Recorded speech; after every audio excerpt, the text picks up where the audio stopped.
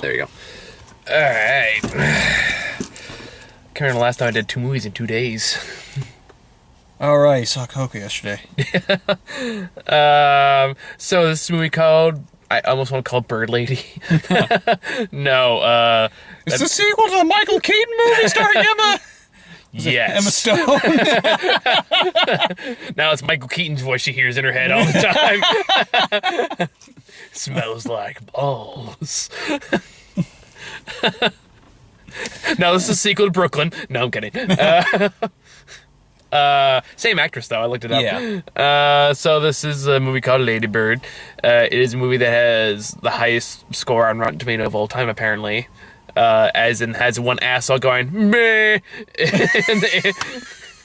Like what happened with the Get Out. It's like, it's a fantastic revolution movie. We go, meh, No, meh, Actually, this one's got a pure 100%. Yeah, I know what I'm saying. This one doesn't have like that one asshole Yeah. like Get Out did. Where it's like, well, you know, black people. Meh. Or Toy Story 3. With Toy Story 3 and 992? Yeah, Oh, okay. I think there's like 3 reviewers that didn't like it. One of them's a notorious troll. Another one just didn't really review it. He just like, so I wasn't a big fan. That's the review. It's like a 2-paragraph thing. I think the third guy was a troll too. Probably. But anyway, so yeah, this is. I knew nothing about this movie going into it. I went to just completely blank. I knew the name and that was it. I read the descriptor on Rotten Tomatoes. It's like, this is about a nurse and her headstrong daughter. They're kind of alike.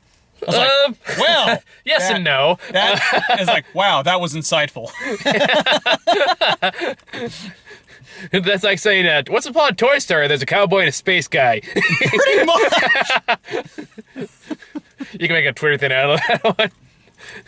Describes me in the worst way possible. Jekyll and Hyde. There's 2 of them.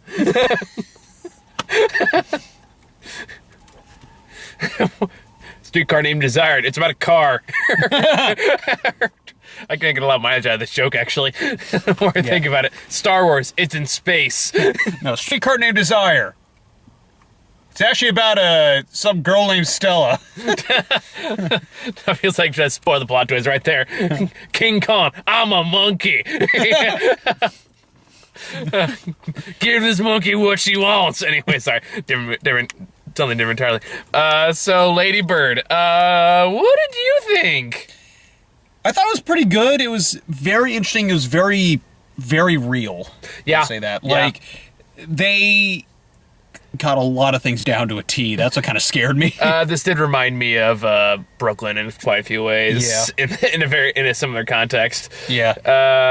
I mean, it's great. The acting's great. Yeah. It's good to see those actors getting more work. Like the girl, I don't know her name.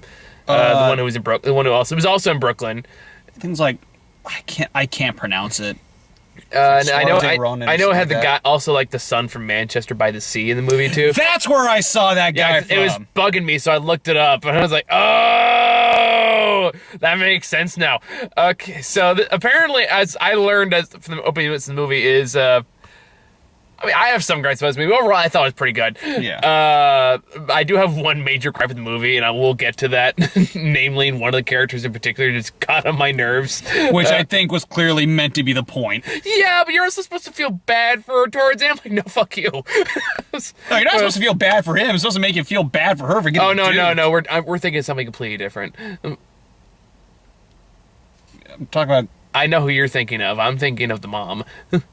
Oh, I was thinking of Kyle. Yeah, I know who you were thinking of, but we'll get to that in a little bit.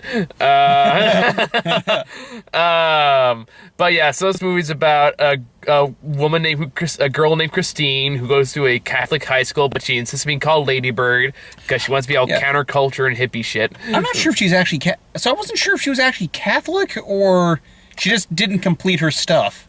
I think they said that they sent her there because Miguel, her brother, got stabbed in front of the other high school. Yeah, because I love the first shot. One of the first shots they do to like emphasize that she's not Catholic. Yeah, was when they're doing communion. She does the whole cross, blessing thing. You know more about it than I would. Yeah, I didn't go to Catholic that high was a very subtle thing that was pretty interesting. Okay, well, you would know more than I would. Yeah, because I don't know shit. Laura went to Catholic high school, so I kind of want to show her this movie. Just go like, Yeah. is this how it's like? Can you like compare and contrast for me? There are elements, like I said, there are elements of it that just like, oh, I remember all this. I just gonna believe you. It was reminding me of my time at Gavlin a lot. Of what? My time at Gavlin Community College in Gilroy. That in the early, mostly in the theater department, where I was like, we had that same shitty piano in the corner. There was one point when they had the actual show happen, like, did they film this in Morgan Hill? 'Cause it's exactly like the playhouse I worked in back when I was still doing plays. Well, it was supposed to take place in Sacramento, so they probably did film in some areas of California. I don't know. Like, I guess they all just look the same. Community theater places. Probably. Either way, so it's about. Isn't Morgan Hill kind of the No. It's like, it's kind of the Sacramento of the South Bay. It's like, wait, no. Sacramento is completely different. Never mind. I've never been, so like maybe I've driven past it, but I think I drove past when I was heading to Seattle. Sacramento, it's the south of the North Bay. Oh, sad. No, just in terms of like, it's very industrial. From what I've seen. In Hollywood, Sacramento gets a bad fucking rep. This is the second movie I've seen in the past few months that has people just shitting all over Sacramento. Jasmine will tell you Sacramento is not great. Clearly, because it was that in the Ben Stiller movie. That also had Ben Stiller live in Sacramento, and everyone's like, Sacramento, really? That's where you ended up. And just you didn't have to settle, kind of a way.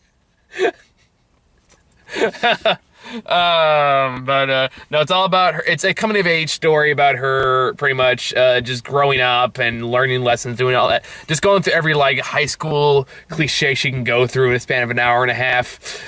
Which, granted, yeah, in a more realistic fashion, in the fact like, yeah, you've probably had an experience like this at some time or another. Yeah. And it's about her relationship with her mom, who is a nurse, and I'm not gonna lie, I really did not like this character. Really? I did not like her. Okay, and I'll explain why. It's more of a personal pet peeve thing than anything else. I hate passive aggressiveness. I hate it. I think it's so incredibly lazy. I think all it does is cause more problems. And guess what it did here? It just caused more problems. Yeah. Instead of going, hey, this is how this makes me feel. I'm upset. Let's work this out. And I was like, well, you could have done this differently. And they're like, well, I'm assuming because you didn't say this. Like, no words, language, people. Proper communication skills. God damn it. So that bugs the shit out of me. And not to mention, like, I felt more like Lady Bird wasn't pleasant for the first act movie either, but at the same time, like, I get where she's coming from, because if I had to live with this woman, it would drive me insane. It's one of those things where I understood both of them. But I feel like at the same time, she's, the mother in particular, saying these continuously awful things to her.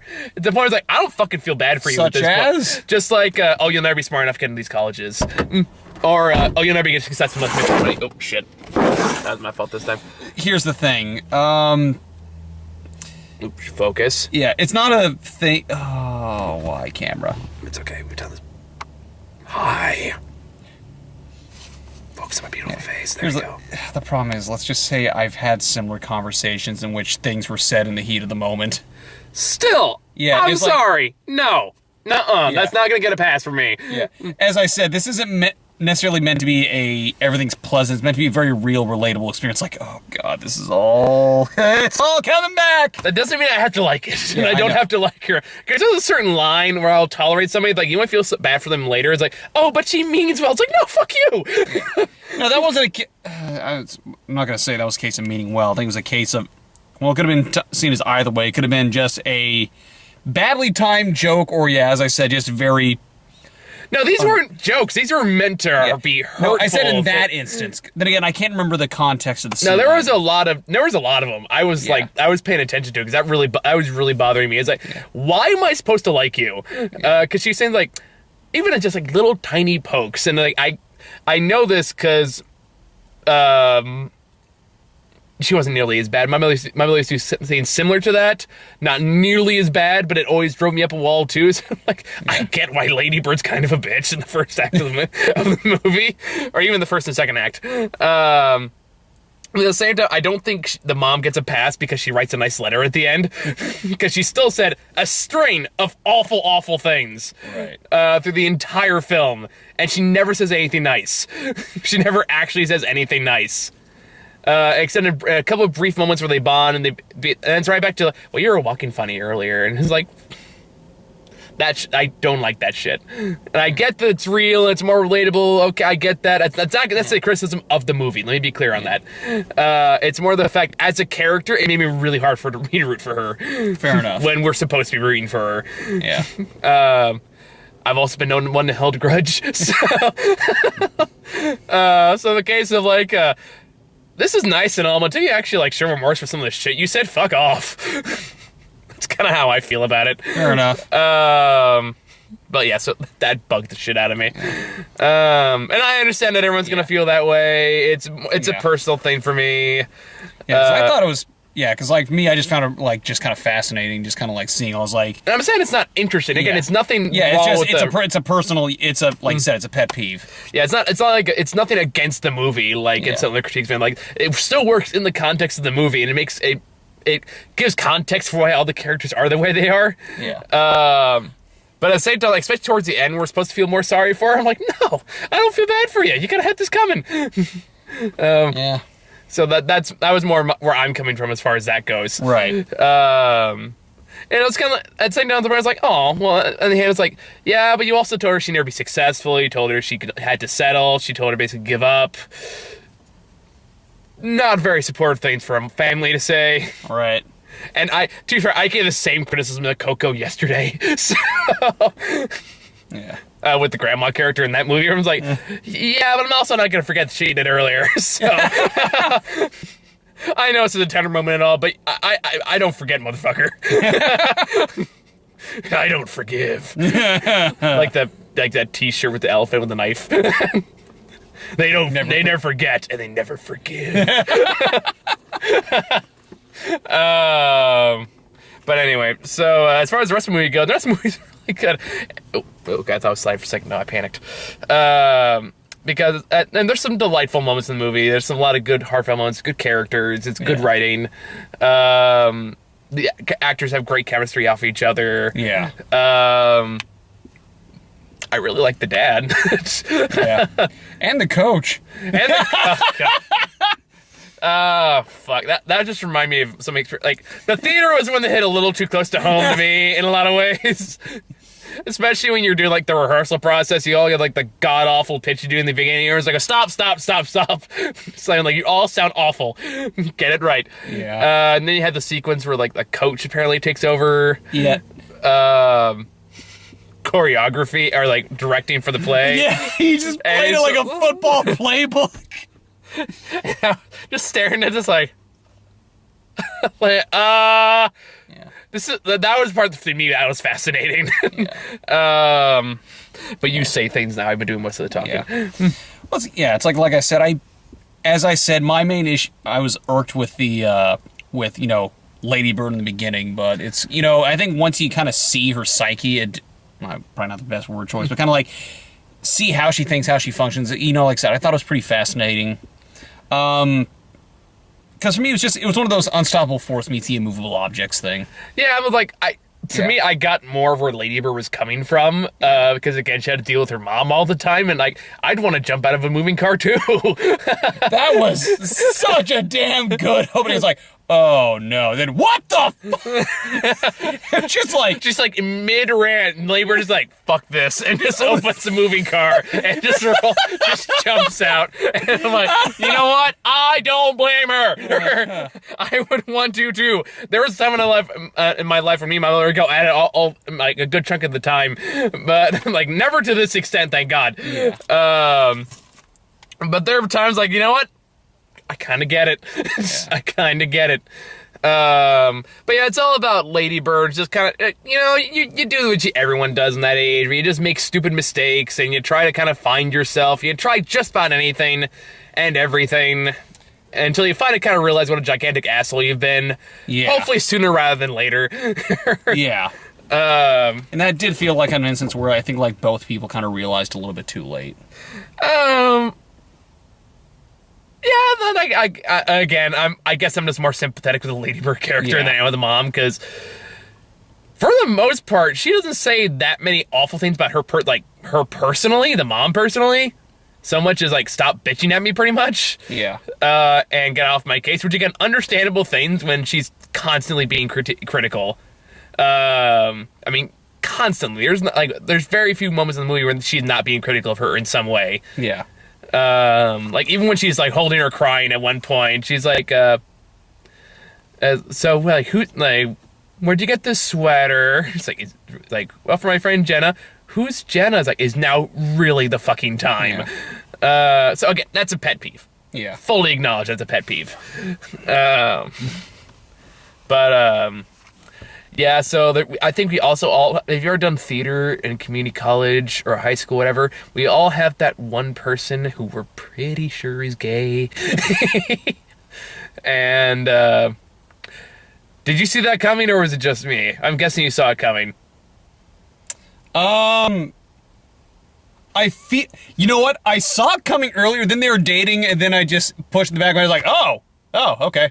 Because there's this, the big thing, her first boyfriend in high school was this guy named Danny, who was like the lead singer in the community theater, the theater show. And, it just gets to the point where they start dating, and his last scene's making out, and the part that day was like, and they're sitting under the stars, and she leans over and he's like, you could touch my boobs if you wanted to. It's like, oh no, I respect you too much. I was like, totally gay.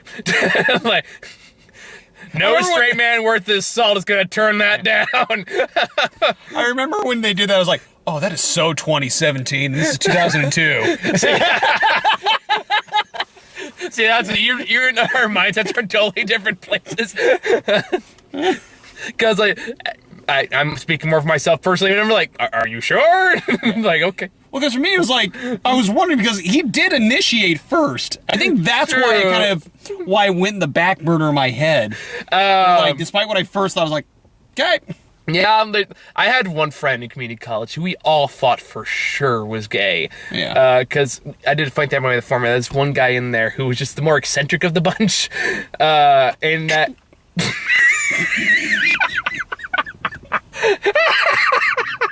Sorry, listeners, just to sure what happened. Greg just dropped the phone on his balls. Right one to be specific. That's good. Oh, fuck. Whew. That's gonna be a little tad during the morning. I'm gonna keep that. Got a hair soprano now. Oh my God, director.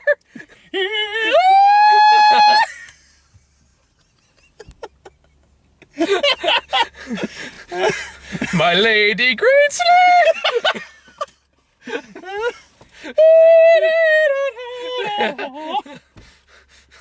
The hills, we need a higher. Hold on, let me check my phone. The hills. No. Was it on Family Guy? Some principal's gonna massage. Esteban, tension, mucho tension, lower. Lower. Lower. Lower on top of it, smoky. I don't remember that one. But yeah, so anyway, that totally derailed the review. So anyway, what was I? Oh yeah, my friend in college. And because I know this, because one time we were like, all right, you guys are gonna be pirates for this scene, so do your best pirate thing. This guy's friend immediately shirt off, and without a moment's hesitation, and just like wrapped the shirt around his head like, I'm a pirate now. And like a flamboyant pose, and we're all thinking it like, this is making us kind of uncomfortable. We just kind of went along with it though, and then he got married and had 2 kids. So, and I know this because and the funny part was when I realized he was straight, it was like me, him, and a friend of mine went to Applebee's, and then he was talking about like his ex-girlfriends in the past, and I was like, women?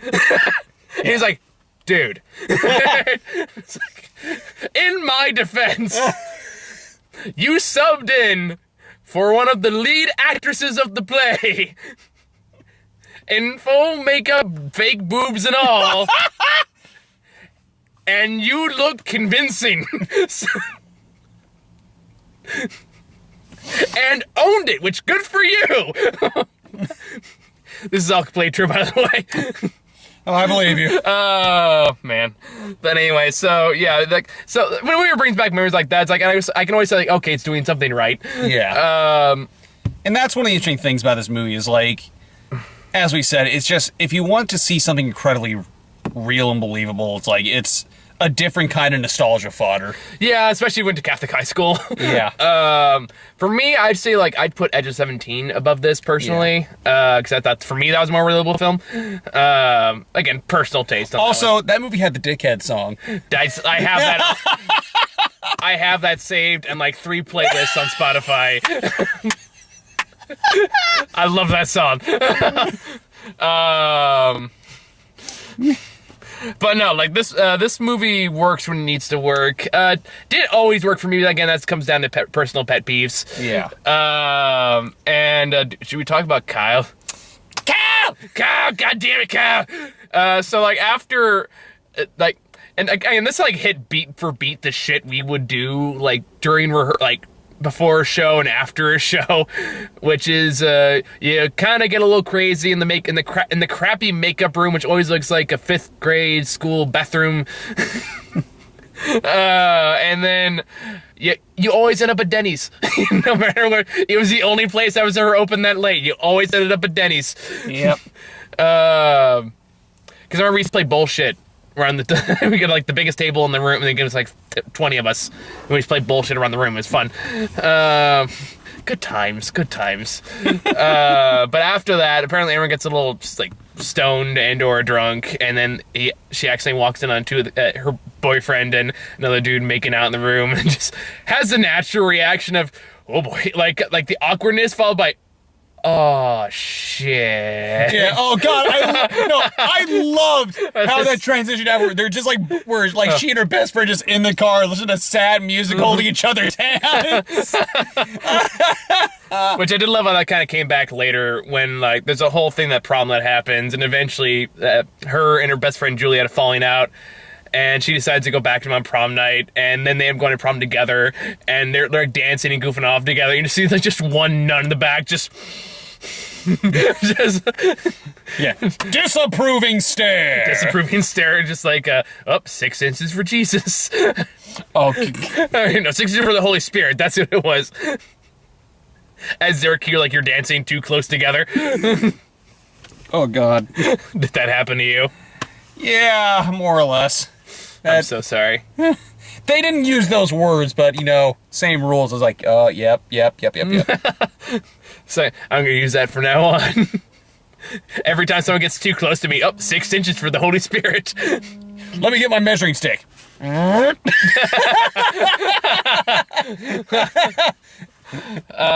after all that debacle... What thought just came into your head? I'm sorry, you're 3 inches too short. Oh. Speak for yourself, sir. Where'd you bring... Sorry. Sorry to think myself. It's like, man, way to deflect your problems. This doesn't happen all the time, I swear. I always felt my life was like Chandler from Friends when like Rachel runs after Oz and goes, by the way, it doesn't happen to everyone. It is a big deal. And Chandler just popped on the door. I knew it. Ow. I felt like that's a metaphor for my life in a nutshell. But anyway, where were we talking? Oh yeah, Kyle. Fucking Kyle. So after like that happens, she moves on to like a new boy toy named Kyle, who I knew I was gonna hate. One from the hair. You can always spot a douchebag by the hair. And then like the first shot we see was hear like the history of people by Hans Zimmer. Not Hans Zimmer. Henry Zinn or something like that. Let me look it up. It's like I know it was a history book that they made me read in community college, and I hated that book. Yeah, but basically this guy was just like one of those like like, oh, you remember those times in high school where just like those ultra liberal paranoid of Like, I don't believe in money. I only work off hand rolled cigarettes. I was like, oh god. It's like, you are gonna be that kind of guy, aren't you? And thankfully he was eventually abandoned, especially when he and Lady Bird decide to have sex and realizes he lied to her about being a virgin. Yeah, and to be fair, probably more realistic sex scene I've seen. Yeah, it's 5 seconds. Are you done? Yeah. I was like, at least finish off the foreplay, man. Yeah.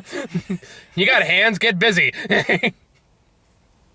Learn some human anatomy, for God's sake. Do research. You have the internet in 2002, right? Yeah. I'm just saying, if you're gonna be respectful. Be like Danny. Not like Danny, which said touch my boobs, touch the boobs, unless you're gay, in which case do your own thing. Yeah. Touch the dick if he says touch the dick. I don't know. I'm guessing it works in a similar fashion.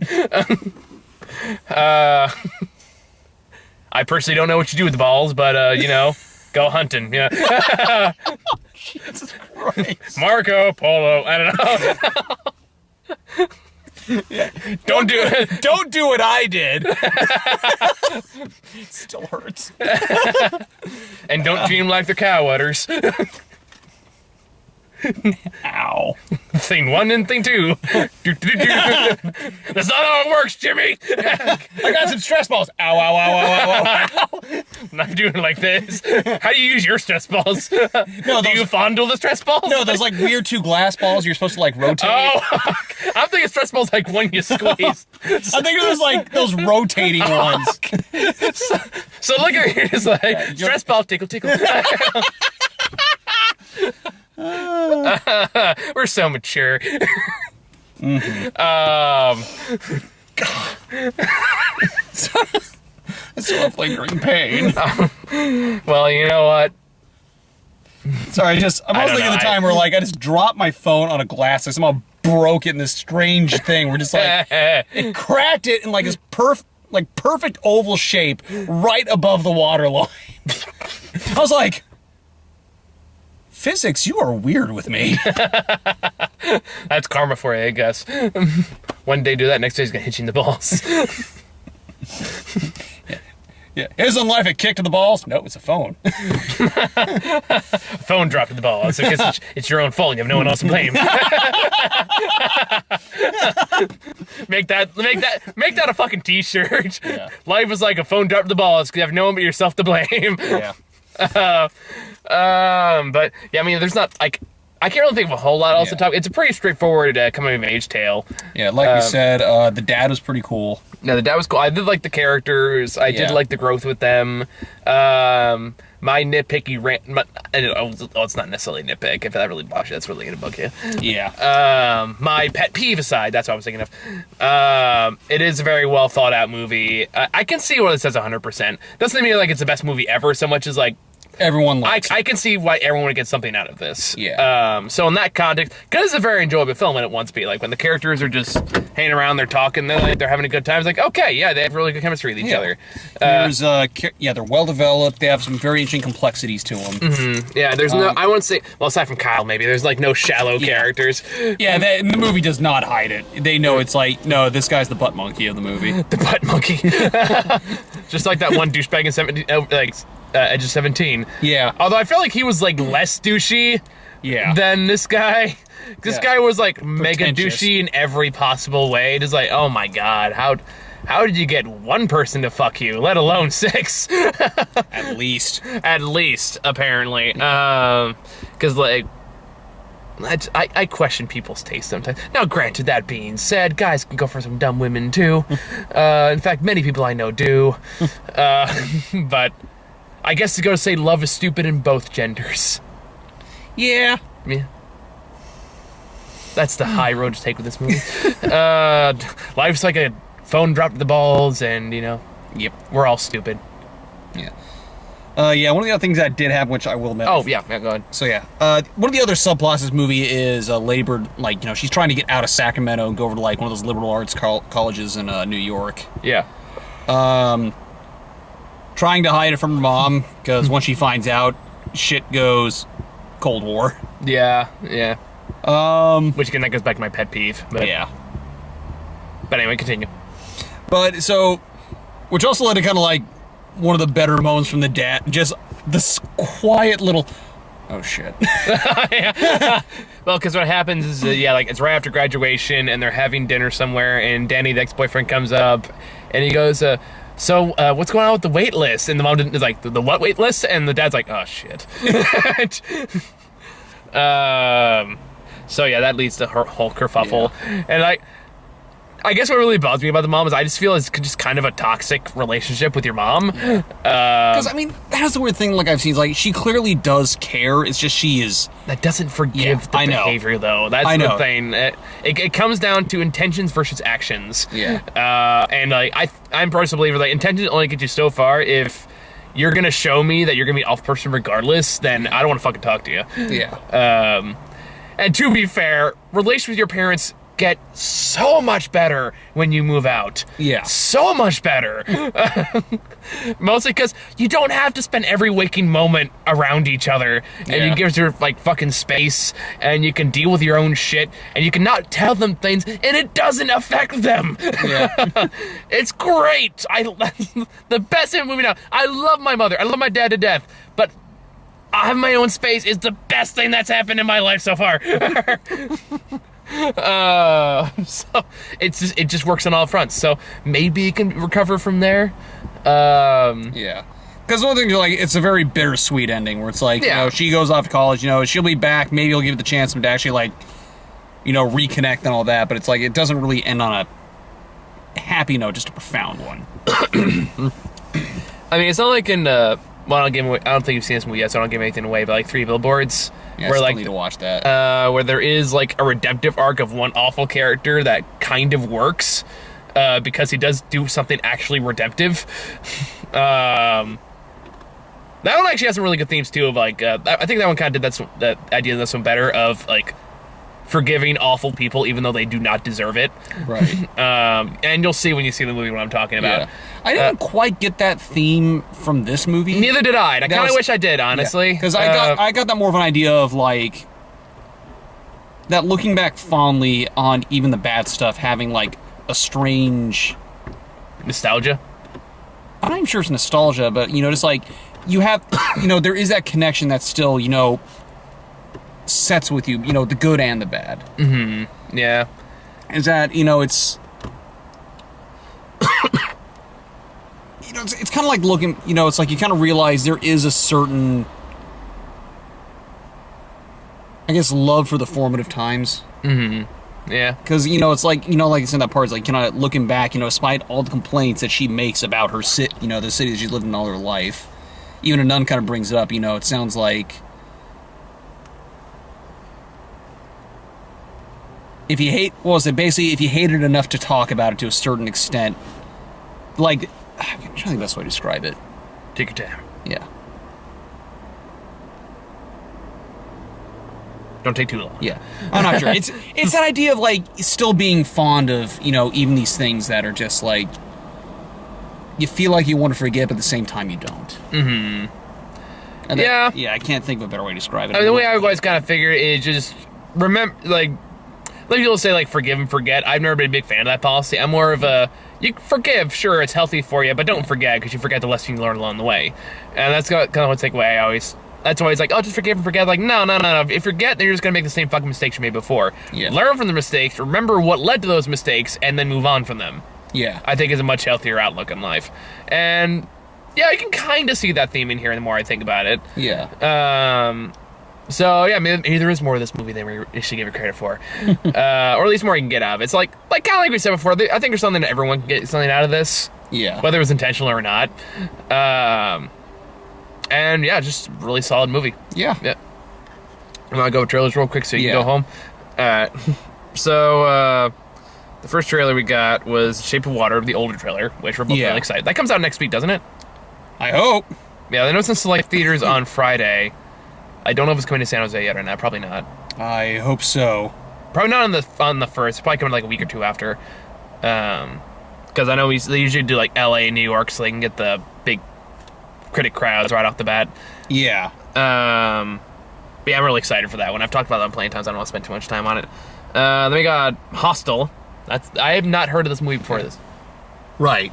That's the Christian Bale Cowboys and Indians movie. Yeah, from a guy who did Black Mass and Out of the Furnace. So it's like, not a great director, but he's got some decent stuff. Black Mass is pretty good. Yeah. Black Mass is good. I heard mixed things on Out of the Furnace. I think me one too. of his other movies, too. Yeah, Crazy Hearts was the other one he made. Okay. The Jeff Bridges movie. Yeah, that's the one, right? That's the Jeff Bridges one, isn't it? Yeah. Okay, just making sure. This one, like, I don't know what angle it's taken on the Native Americans, so it's kind of like, well, this is playing with fire. Was my first thought. I'm curious because Wes Studi's in it. I'm not familiar with his work. God. Unfortunately, I feel like he might have been in A Million Ways to Die in the West. He was also Sagat in the old Street Fighter movie. See, I've never actually seen the original Street Fighter movie. Well, in the video games, he's the guy with the eye patch. Okay, yeah. And anything else he's been in that you know of? Let me see. Oh, he was in Avatar. That just kind of makes sense. I'm trying to remember which character that is. Probably one of the blue people. Well, yeah. If I'm gonna be racist. Because, I can't remember, like, I know he's actually part Native American. I'm trying to remember, I think he might have been Cherokee?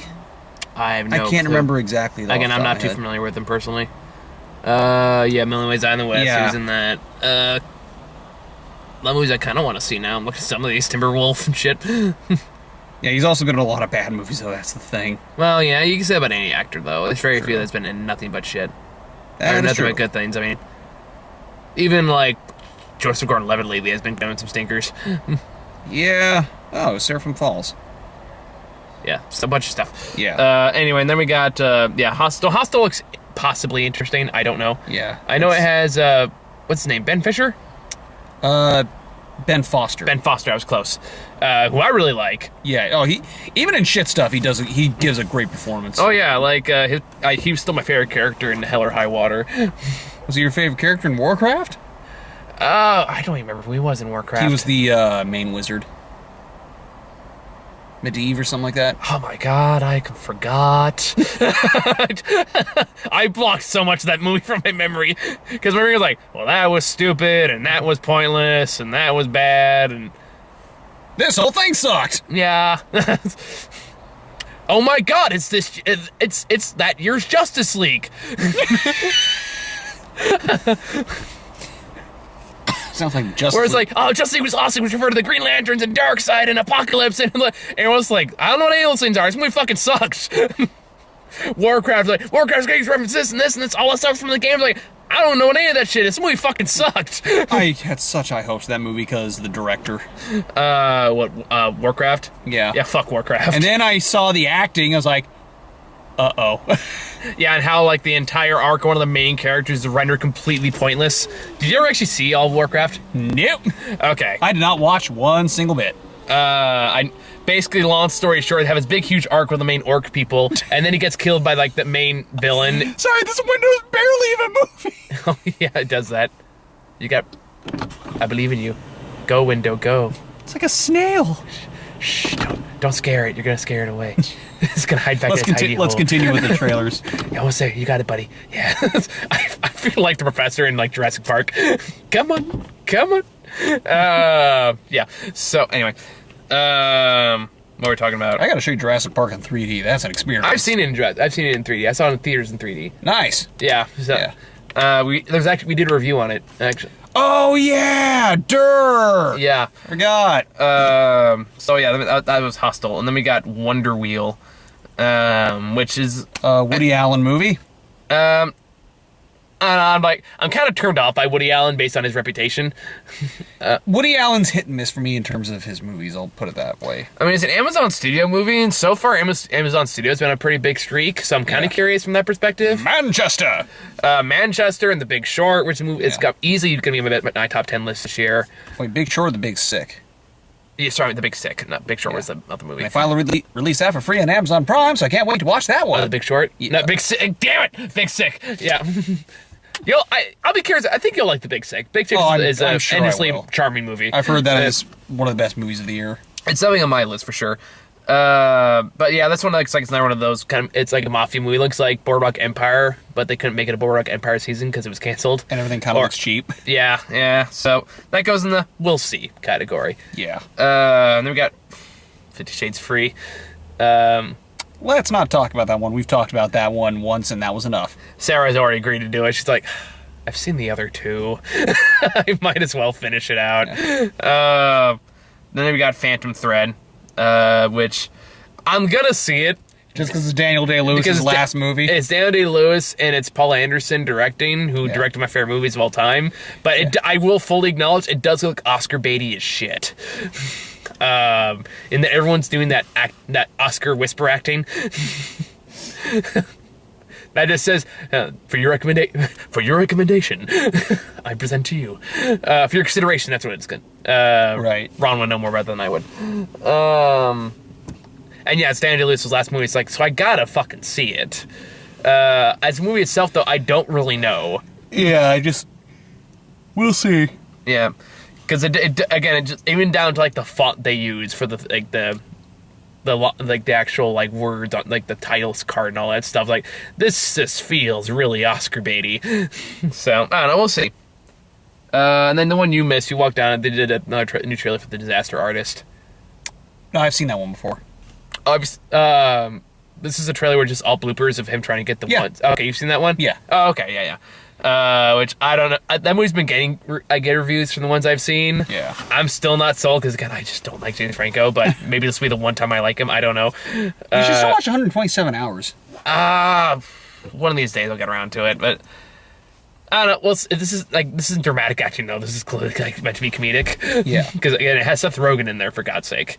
And the only thing I've ever seen Seth Rogen take seriously was for, like, Preacher and that Steve Jobs movie. Yeah. Which, to be fair, was actually pretty good in. Yeah. But he wasn't actually acting in Preacher.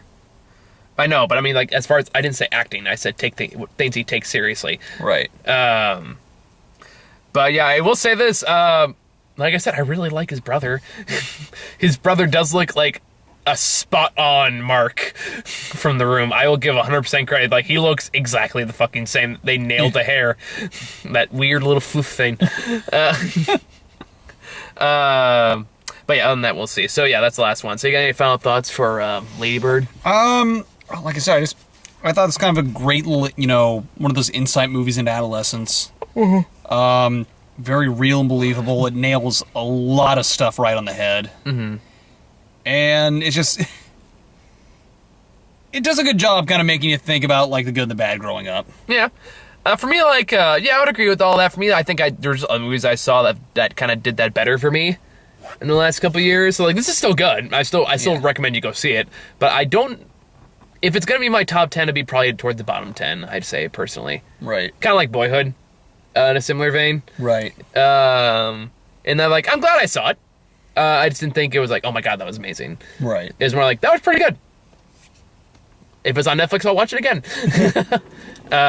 But yeah, so I think that's all we got. So, as far as this week goes, the only thing I can think of that'd be worth going to see, it would like the Denzel Washington movie. J. Roman Esquire. Right. That's what it was. But what even comes out this Friday? Let me double check. Assuming anything is coming out, which I haven't... Okay. Oh, Shape of Water, Disaster Artist, and Wonder Wheel. And that's not doing well. Which one is it? Wonder Wheel. That's too bad. Yeah. Surprised. So we'll see if The Shape of Water is playing anywhere. I'm sure the Disaster Artist will be here. Yeah, that one's a wide release. So if Shape of Water is playing, we'll definitely go see that. Oh, and then we'll find something to kill the time next week. So other than that, I think that's all we got. I'm going to let you go so you can go pack and shit. So other than that, thank you guys for watching. See you later. Later.